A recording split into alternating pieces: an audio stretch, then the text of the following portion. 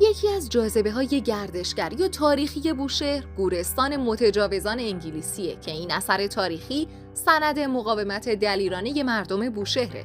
جالب اینجاست که خیلی از مردم ایران از این گورستان در شهر بوشهر هیچ اطلاعی ندارن.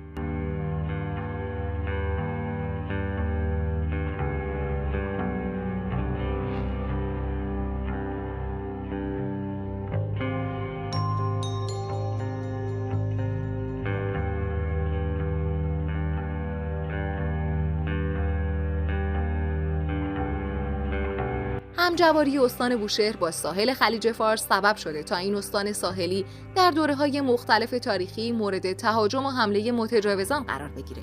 سابقه مبارزات ضد استعماری این استان بیش از 600 ساله.